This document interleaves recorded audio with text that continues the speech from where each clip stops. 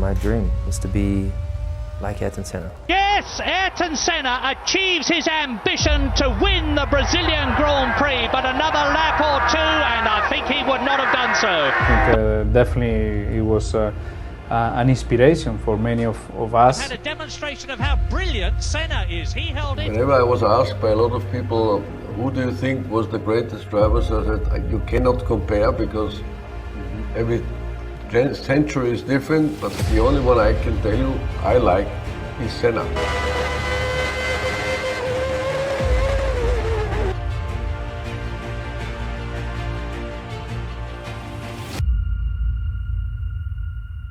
When it comes to naming the greatest Formula One driver of all time, a handful of legendary figures are always part of the conversation. Lewis Hamilton, Michael Schumacher, Niki Lauda, or Juan Manuel Fangio are absolute legends of the sport, considered by many to be the best drivers of their time. But one name consistently stands out, and I'm pretty sure you won't find anyone who doesn't recognize the name Ayrton Senna. Revered not only for his extraordinary success on the track, but also for his personality and actions off it. Senna's legacy transcends the sport, even to this day, being a reference for many young drivers looking to become world champions. But just how great was he? Is his reputation as the best driver of all time deserved? Is he an overrated driver? To understand his impact in Formula One, we need to look at his life and career in detail. Ayrton Senna da Silva was born on March 21, 1960 in Sao Paulo, Brazil, into a well-off family. From an early age, Senna exhibited a keen interest in speed and mechanics. Supported by his father, Milton, Ayrton received his first kart at just 4 years old, but he didn't begin racing competitively until he turned 13. His natural talent behind the wheel quickly became apparent. Karting was the foundation of Senna's career, and he spent 8 years competing at the highest levels of the sport. Despite his dominance in Brazil, his dream was to test himself on the world stage. In 1978, he competed in the World Karting Championships and finished runner-up in 1979 and 1980. He later reflected on his karting years as some of the purest and most enjoyable of his career, famously saying, "Karting is pure driving, pure racing. There's no politics, no money involved, it's just racing."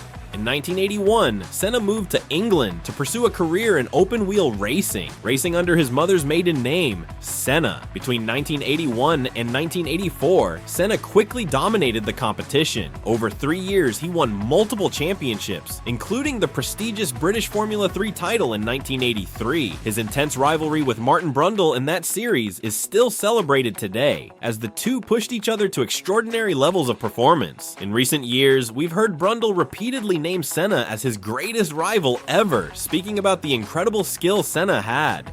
Senna's rise was so meteoric that top Formula One teams quickly took notice. While he was fighting for the British F3 title, he tested cars from famous F1 teams like Williams, McLaren, Brabham, and Toleman, showcasing his incredible pace. While some teams like Brabham, McLaren, or Williams offered him contracts as a development driver, Senna was determined to race immediately in Formula One. So in 1984, he signed with Toleman, a small, under-resourced team with a low budget, marking the beginning of his Formula One career.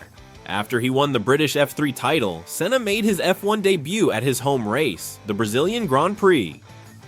Although his car suffered from reliability issues, he managed to showcase his immense talent, scoring points in just his second race. But also it was difficult for Senna to show his skills inside the cockpit. Senna had only finished 2 of the first 5 races, with a fantastic P6 in both races. However, it was the Monaco Grand Prix that year that announced him as a future superstar. On June 2nd, 1984, the qualifying session for the Monaco GP took place, and it was looking like another typical race weekend. Senna qualified in 13th position, but in the race day on Sunday, Monaco experienced torrential rain, making the circuit treacherous. Many drivers struggled to keep their cars on the track, but Senna thrived in the chaos. Starting from 13th on the grid, he passed car after car, demonstrating a mastery of wet conditions that would define his career.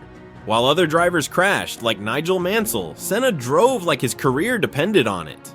By the time the race was red flagged for safety, Senna had climbed to second place and was rapidly closing in on leader Alain Prost. Though he was denied victory due to race regulations, Senna's extraordinary performance cemented his reputation as a driver to watch. Incredible actions like this one allowed Senna to sign for Lotus in 1985, a more competitive team. He hoped it would be an improvement on his time at Toleman, but what he didn't know is that it was here that he began to build his legacy. His first win came at the Portuguese Grand Prix, held in similarly wet conditions. In a flawless display of car control, Senna lapped nearly the entire field, finishing over a minute ahead of second place. His ability to find grip where others couldn't earned him the nickname the Rainmaster.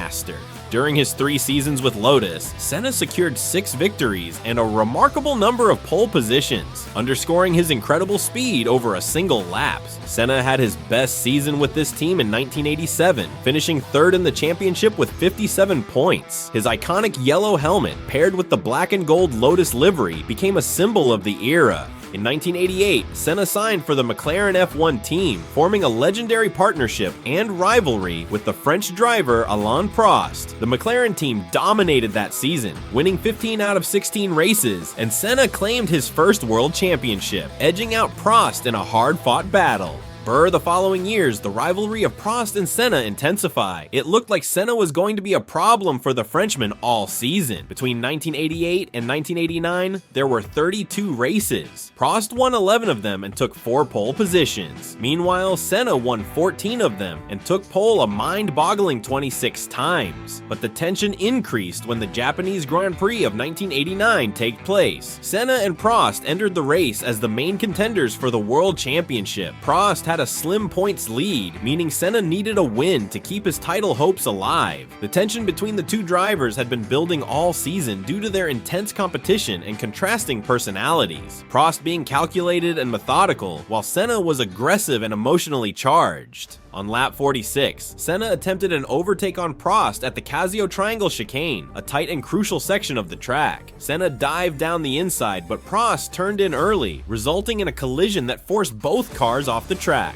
Prost immediately got out of his car, believing the championship was secured as neither would finish. However, Senna managed to restart his car with the help of marshals and returned to the race after cutting through the escape road. Senna went on to win the race, crossing the finish line ahead of Alessandro Nannini.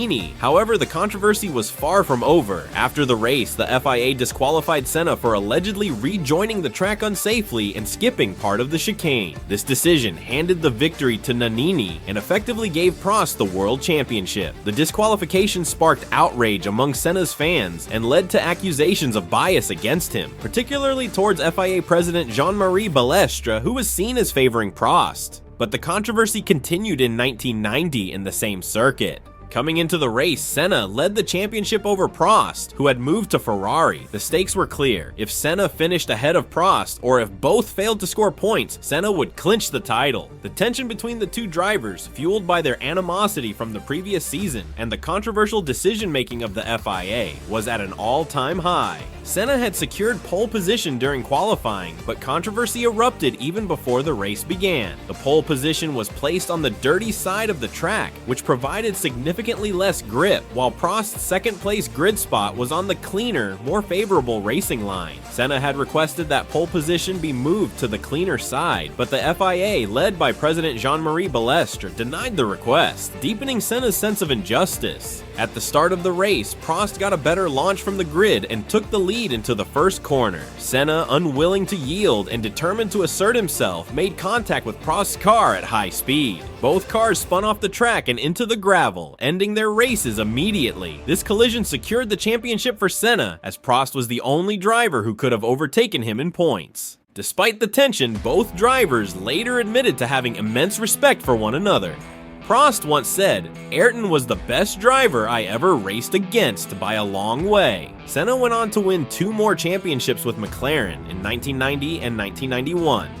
He faced fierce competition from drivers like Nigel Mansell and Nelson Piquet, yet he consistently found ways to come out on top. By the early 1990s, McLaren's cars were no longer the dominant force they once were, yet Senna's skill kept him in contention. One of his most iconic victories in McLaren came at the 1991 Brazilian Grand Prix at Autódromo José Carlos Pache in São Paulo, where Senna led the race comfortably for much of the early stages, building a gap to his rivals. However, with about 20 laps to go, his McLaren began experiencing significant gearbox problems. He lost fifth gear, a critical one for the fast straights and tight corners of Interlagos. Despite this setback, Senna continued to push, compensating for the lost gear by adjusting his driving style. As the race progressed, the gearbox issues worsened. By the final laps, Senna was stuck in sixth gear, making the car almost undrivable in slower sections of the track. Yet, through sheer skill and determination, he managed to maintain his lead, fending off a charging Riccardo Patrese in the Williams. Senna crossed the finish line first, finally claiming his long-awaited victory in Brazil. The effort had taken an enormous physical toll on him. Exhausted and in immense pain from having to wrestle the car without the proper gears, he could barely lift his arms to celebrate. As he slowed down for the cool-down lap, Senna screamed in relief and triumph over the team radio, expressing the raw emotion of the moment.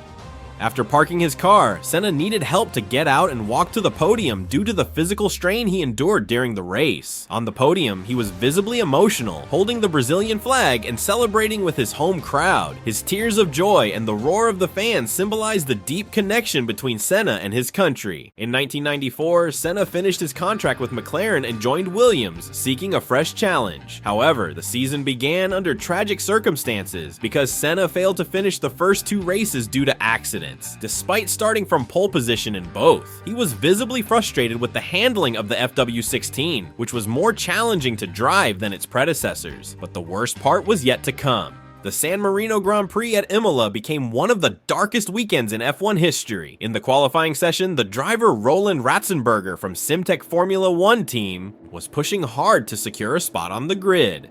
On his previous lap, his car had sustained damage to its front wing, likely caused by going off track. However, instead of pitting, he continued at full speed to try and improve his time. As he approached the high-speed Villeneuve curve, the weakened front wing broke off and lodged under the car, causing him to lose control. At approximately 314 km per hour, Ratzenberger's car slammed into a concrete wall and the impact was devastating. Medics arrived quickly, but Ratzenberger had suffered severe head and neck injuries. He was airlifted to a nearby hospital, where he was pronounced dead. It was later revealed that the force of the crash caused a fatal basal skull fracture. Senna was deeply affected by Roland Ratzenberger's fatal accident during qualifying for the 1994 San Marino Grand Prix. Known for his passionate and emotional nature, Senna's reaction showed the profound impact the tragedy had on him. Also, on race day, Senna reportedly had an Austrian flag in his car. His intention was to honor Ratzenberger by displaying it if he won the race. On May 1st, 1994, the San Marino Grand Prix started under ominous circumstances due to a collision of two drivers, injuring several spectators. Despite this, the race continued after a safety car period.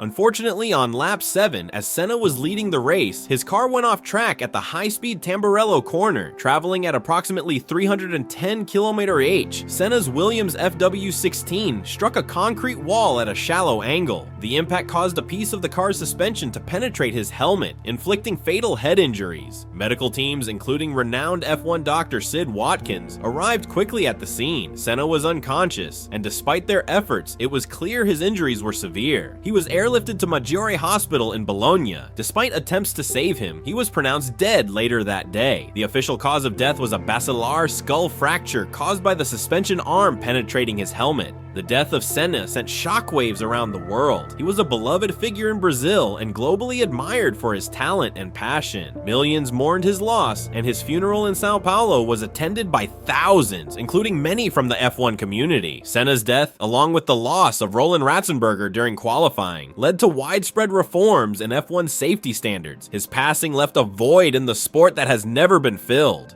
Ayrton Senna's legacy extends far beyond his 3 world championships and 41 race victories. He was a driver who inspired millions with his passion, determination, and unrelenting pursuit of perfection. His mastery in wet conditions, his daring overtakes, and his fierce rivalries made him a legend of the sport. Off the track, Senna was deeply committed to helping others. He donated millions to improve education for underprivileged children in Brazil, a mission that continues today through the Instituto Ayrton Senna. Even decades after his death, Senna's influence is felt in Formula 1. Drivers like Lewis Hamilton and Max Verstappen cite him as a role model, and his philosophy of pushing beyond limits remains an inspiration to athletes worldwide. Ayrton Senna was more than a racing driver. He was a symbol of excellence, resilience, and humanity. His story is a testament to the heights that can be reached when talent meets passion, and his legacy ensures he will forever be remembered as one of the greatest drivers in history.